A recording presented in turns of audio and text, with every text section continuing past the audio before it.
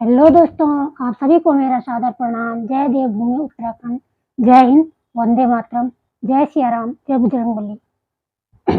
कहिए कैसे हैं आप?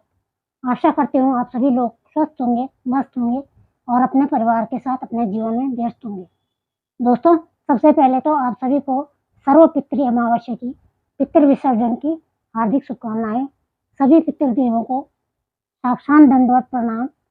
मैं पितृदेवताओं से, सभी के पितृदेवों से प्रार्थना करूंगी कि सभी पितृदेव संतुष्ट होके, तृप्त होके आज अपने अपने वैकुंठ को प्रस्थान करें और अपने परिजनों को, अपने वंशजों को, अपने घर वालों को, परिवार वालों को सुखद, समृद्ध और आरोग्य दीर्घायु की का शुभाशीष देके ही प्रस्थान करें और तृप्त होकर प्रस्थान करें, अपने खुश मन से प्रस्थान करें। तो आज आप लोग भी आशा करते हूँ सभी अपने अपने पितरों को तर्पण वगैरह कर रहे होंगे, पिंडदान तर्पण वगैरह कर रहे होंगे। कोई तो हरिद्वार गए होंगे कुशा घाट में, कोई लोग काशी गए होंगे, काशी विश्वनाथ, कोई गया गए होंगे और अपने अपने पितरों को की मोक्ष की प्राप्ति के लिए आज दान स्नान वगैरह कर रहे होंगे। तो पितृ विसर्जन सर्व पितृ अमावस्या पे सभी पितृ देवताओं को साष्टांग दंडवत प्रणाम। दोस्तों, आज एक हफ्ते बाद वीडियो शूट कर रही हूँ। इसके कई रीजन है और बार बार क्या बताना है। सबसे बड़ा रीजन तो मेरा स्वास्थ्य है, मेरी हेल्थ है। आदमी हेल्दी नहीं रहता है, स्वस्थ नहीं रहता है तो कुछ भी करने का मन नहीं करता है। तो मैंने जैसे कि आप लोगों को कहा था कि सबसे पहले तो आप लोगों का बहुत बहुत धन्यवाद। आप लोगों का प्यार, स्नेह और उत्साहवर्धन ही मुझे खींच लाता है वीडियो शूट करने के लिए। आप सभी के समक्ष मेरे यूट्यूब चैनल मन की कलम से मैं आप सभी का हार्दिक स्वागत है, हृदय से अभिनंदन है। दोस्तों, जैसा कि मैंने पिछली बार कहा था आप लोगों को कि अब रामलीला का, कल से रामलीला का मंचन शुरू हो जाएगा जगह जगह, गांव शहरों में कहीं भी। तो पिछली बार मैंने आपको श्रवण कुमार का और दशरथ जी का, जब दशरथ जी ने श्रवण कुमार पे शब्द वेदी बाण लगाया था और उनकी हत्या हो गई थी भूलवश दशरथ जी के हाथों, तो मैंने वो गीत सुनाया था। तो आज मैंने आप लोगों को कहा था कि मैं मुख्य मुख्य जो इसके गीत होंगे, कुछ कुछ ही गीत आप लोगों को सुनाऊंगी, क्योंकि रामलीला तो 10-11 दिन की होती है गांव में और एक ही दिन में कई चौपाई होते हैं, कई गीत होते हैं, लेकिन मैं कुछ कुछ ही गा कर सुनाऊंगी आप लोगों को। जैसे रामचंद्र जी की चौपाई है तो वो बहुत लंबी चौपाई है, खड़ी चौपाई है, तो वो कम ही सुनाऊंगी। तो आज मैं आप लोगों को सुनाऊंगी। उसके बाद होता है श्री रामचंद्र जी का जन्म के लिए, जैसे महाराजा दशरथ जी की कोई संतान नहीं होती है, वो चौथी अवस्था में आ जाते हैं और 3 महारानियां होकर भी किसी भी महारानी की कोई संतान नहीं होती है। रामलीला में ये है। वैसे उसमें तो है, जब हमने बाद में रामानंद सागर जी की रामायण देखी, उसमें तो दिखाया गया है कि श्री रामचंद्र जी की एक बहन भी थी, शांता, तो वो रामलीला में नहीं दिखाया जाता था। और रामलीला आप लोगों ने जरूर देखी होगी, और जिन्होंने रामलीला नहीं देखी होगी, रामानंद सागर जी की रामायण जरूर देखी होगी, पहली बार भी देखी होगी, और जिसने पहले नहीं देखी होगी उसने लॉकडाउन में जरूर देखी होगी। तो आज मैं सुना रही हूँ महाराजा दशरथ जी के का विरह गीत। दो विरह गीत गाऊंगी मैं। वो विरह गीत पिछले व्याकुलता पीड़ा से भरे हुए विरह गीत, जब उनकी चौथी अवस्था होने पर भी संतान नहीं होती है। तो एक गीत तो है जब उनके कुल गुरु विश्वामित्र जी उन्हें पूछते हैं कि आप व्याकुल क्यों बैठे हैं, आप क्यों भाई इस तरह दुखी बैठे हैं।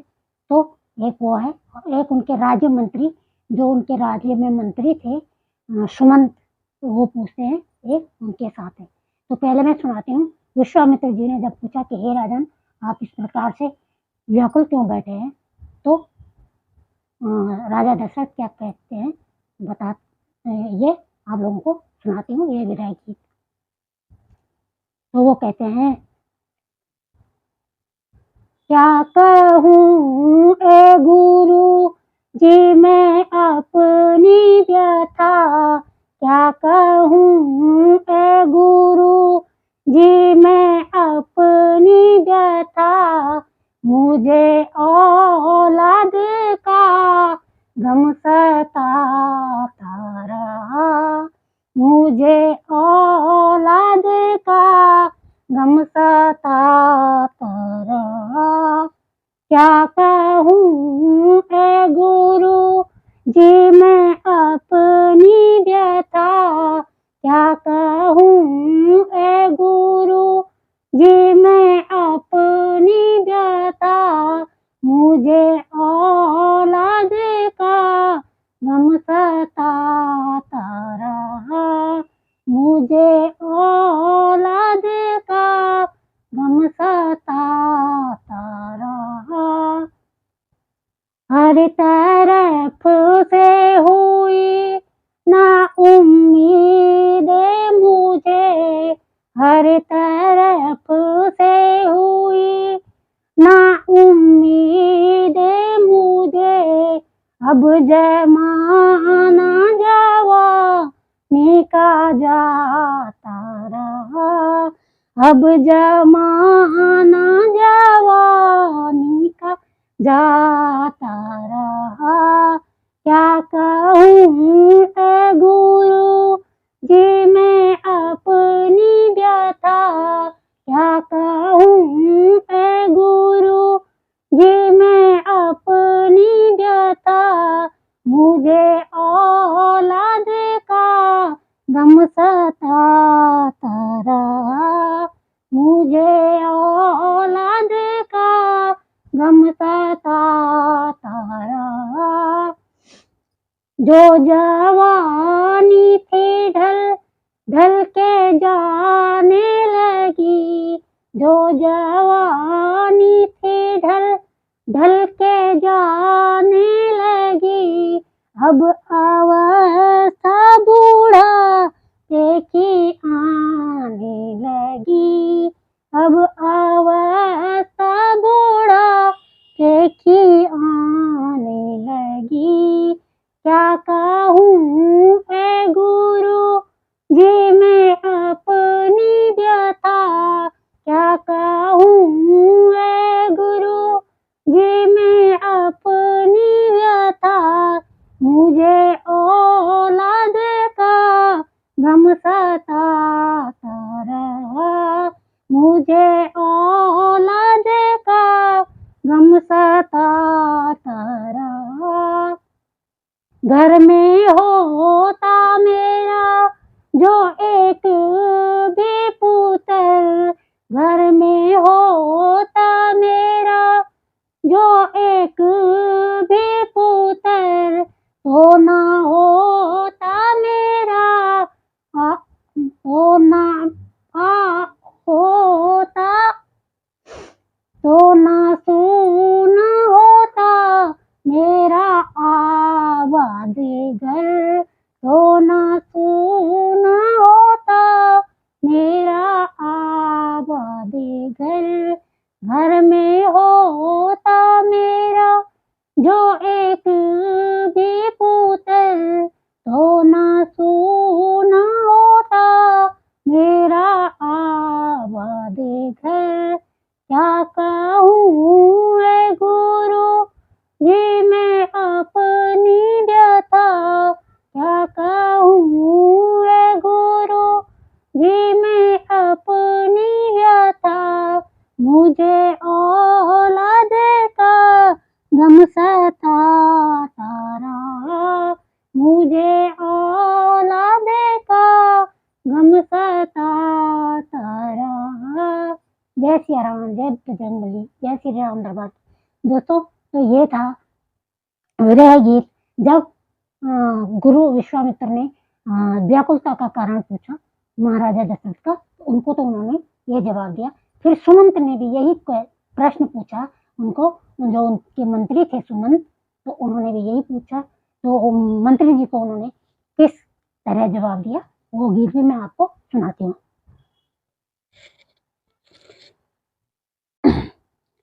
दुखी यूं हो रहा मंत्री, मुझे शोक भारी है, दुखी हूँ हो रहा मंत्री, मुझे ये शोक भारी है। कहूँ क्या है सखा तुमसे, दशा जैसी हमारी है। कहूँ क्या है सखा तुमसे, दशा जैसी हमारी है। कहूँ क्या है सखा तुमसे, मुझे ये शोक भारी है। अवस्था आ गई चौथी, अवस्था आ गई चौथी, नहीं संतान देखी है। अवस्था आ गई चौथी, नहीं संतान देखी है। नहीं कुछ होने की आशा, यथा यह मोह पे भारी है। नहीं कुछ होने की आशा, यथा यह मोह पे भारी है। कहूँ दुखी हूँ हो रहा मंत्री, मुझे यह शोक भारी है। कहूँ क्या है सखा तुमसे, दशा क्या दशा जैसी हमारी है। किसे मैं राज सौंपूंगा, किसे मैं राज सौंपूंगा, मुझे पिंड कौन और देगा। किसे मैं राज सौंपूंगा, मुझे पिंड कौन और देगा। हुआ रघुवंश में निर्वंश, मुझे ये सोच भारी है। हुआ रघुवंश में निर्वंश, मुझे ये सोच भारी है। दुखी हूँ हो रहा मंत्री, मुझे ये शोक भारी है। कहूँ क्या है सखा तुमसे, दशा जैसी हमारी है। कहूँ क्या है सखा तुमसे, दशा जो आज हमारी है। जय सिया राम, जय बजरंगबली, जय श्री राम दरबार की। तो दोस्तों कैसे लगे आपके ये दोनों विरह गीत? ये दोनों विरह गीत राजा दशरथ के हैं। एक है विश्वामित्र जी के साथ, गुरु विश्वामित्र जी के साथ, और एक है अपने मंत्री सुमंत के साथ। तो आशा करती हूँ आप लोगों सभी लोगों को पसंद आया होगा। और इसी कड़ी में मैं फिर आगे सुनाऊंगी कोई और गीत रामलीला का, श्री रामलीला का। मैंने पहले भी आप लोगों से कहा कि मैं सारे गीत नहीं सुनाऊंगी, सारे मंथन का जितने भी दृश्य होते हैं सबके गीत, सबके चौपाई नहीं सुनाऊंगी। बहुत ज़्यादा होता है, एक ही दिन में कई चौपाई होती हैं, तो मैं कुछ कुछ ही सुनाऊंगी जो कि हमने अपने गांव की रामलीला में सुने हैं। और रिहर्सल में जैसे आपको पहली वीडियो में बताया है रामलीला वाली, कि रिहर्सल होती थी, हम रिहर्सल में देखते रहते थे, सुनते थे, तो हमें ऐसे ही याद हो जाते थे। कुछ-कुछ भूल भी गए अभी तक, तो इसलिए मैं पर्चे में देख के कहती हूँ। तो आशा करती हूँ आप लोग सभी लोगों को पसंद आया होगा। यदि आपको पसंद आया है तो श्री राम जी के नाम पे वीडियो पे लाइक और कमेंट करना ना भूलें। जय श्री राम, जय श्री राम दरबार तो अवश्य लिखें। और जिन लोगों ने मेरे चैनल को सब्सक्राइब कर दिया है तो उनके लिए तो हार्दिक आभार, अनेक-अनेक आभार, हृदय से उनको धन्यवाद। लेकिन जो मेरी वीडियोज़ देखते हैं, मेरे व्यूअर्स हैं, लेकिन उन्होंने मेरा चैनल अभी तक सब्सक्राइब नहीं किया है, तो आप लोगों से अनुरोध है प्लीज़ चैनल को सब्सक्राइब कीजिए। सब्सक्राइब करने के बाद बेल आइकन ज़रूर दबाइए, बेल आइकन दबाना ना भूलिए। बेल आइकन दबाने के बाद ऑल वाला ऑप्शन क्लिक कीजिए, ताकि मैं अपने चैनल पे कोई भी वीडियो अपलोड करूँ तो अपलोड होते ही आप लोगों के पास नोटिफ़िकेशन आ जाए और आप मेरी वीडियो देखें और मुझे प्रेरित करें, मुझे आशीर्वाद दें, मुझे कमेंट करें और लाइक करें, शेयर करें। आप लोगों से अनुरोध है कि आप वीडियोज़ को शेयर भी करें।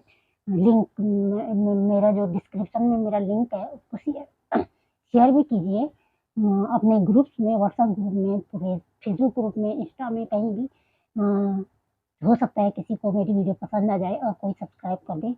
तो आजकल तो आज एक बार फिर से सर्वपितृ अमावस्या के दिन सभी पितृदेवों को धरती पे पधारे हुए 15 दिन से विराजमान सभी पितृदेवों को कोटि-कोटि नमन।